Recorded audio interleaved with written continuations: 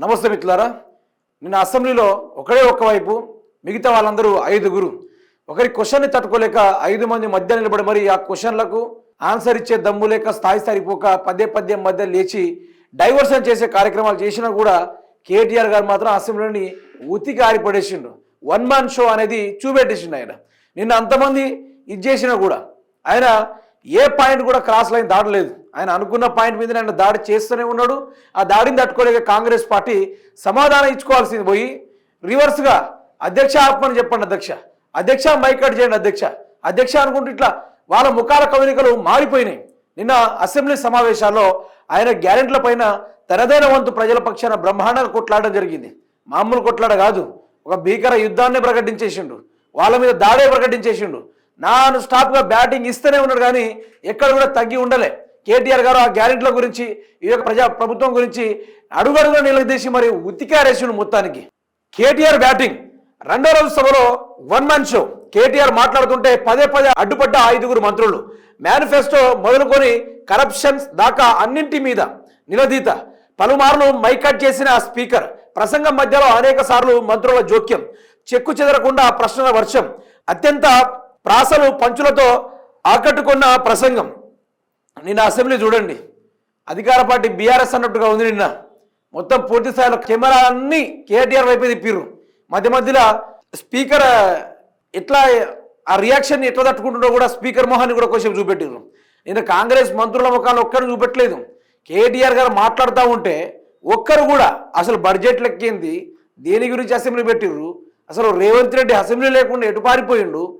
ఈ మధ్యాహ్నం వరకే రేవంత్ రెడ్డి యొక్క కేటీఆర్ మాటని లేక ఆయన జంప్ అయిన నుంచి ఆ తిరిగి ఆయన సాగకుండా పోయిండు. ఇక మంత్రులు అనుకున్నారు ఇక రేవంత్ రెడ్డి లేడు, ఇక మన పరిస్థితి ఇక అయిపోయినట్టే అనుకుంటూ వాళ్ళు మధ్యలో అధ్యక్ష ఐ పాస్, అధ్యక్ష యూ పాస్ అనుకుంటూ మధ్య లేచిర్రు. ఏదో కష్టపడ్డారు. అసెంబ్లీ మధ్య నుంచి వాకౌట్ చేయడానికి ప్రయత్నం చేసిర్రు, కానీ కేటీఆర్ ఎవరిని బయటికి పోనీయలే. మధ్యలో లోపల లేచి అందరినీ రూమ్ లేచి గట్టిగానే ఉతికారేసిండు. అందులోనూ అందరికి ఆకట్టుకునే ముచ్చట ఏంటంటే ఇక ఇది భలే ఉంది. అసలు T20 విన్నర్ ఇండియా అయితే 420 విన్నర్ కాంగ్రెస్ అనుకుంటూ ఈ అసెంబ్లీలో దీని మాట్లాడారు కేటీఆర్ గారు.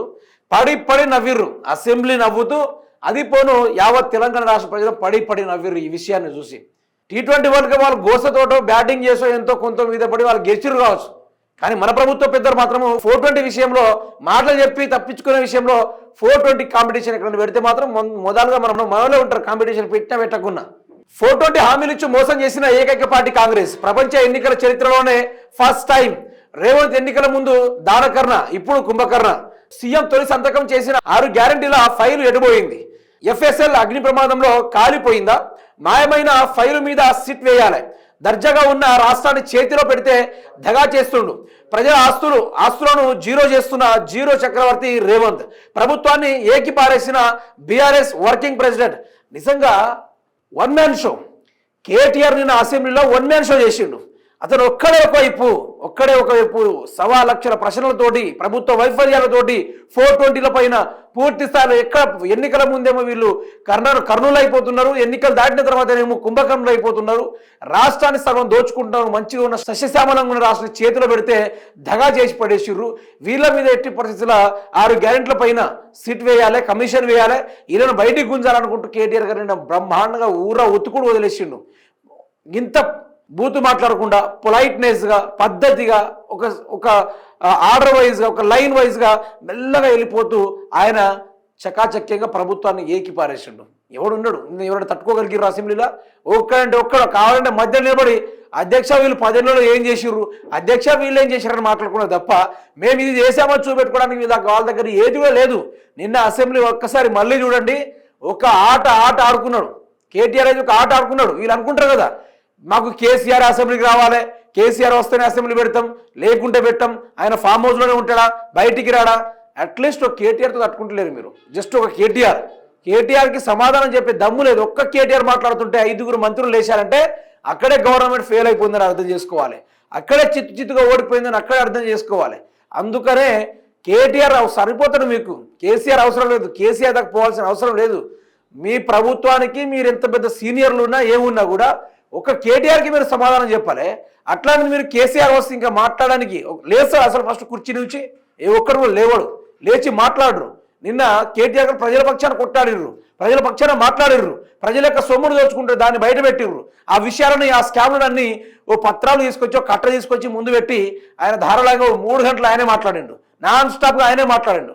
మరి ప్రభుత్వం వాళ్ళు ఏం చేసిర్రు? అధ్యక్ష ఆపూర్ అధ్యక్ష, అధ్యక్ష మైక్ కట్ చేయదు అధ్యక్ష, ఈ మాటలు తప్ప ఇంకేమైనా వినిపించాయా? ఏం కూడా వినిపించాలా? బడ్జెట్ సమావేశాలు పెట్టినప్పుడు ఏ శాఖ మీద ఎంత కేటాయిస్తున్నాం, ఏ ప్రజాస్వామ్యానికి ఏ లాభం చేకూరేటకి ఎంత పైసలు కేటాయిస్తున్నాం అనే దాని మీద డిస్కషన్ చేయాలా?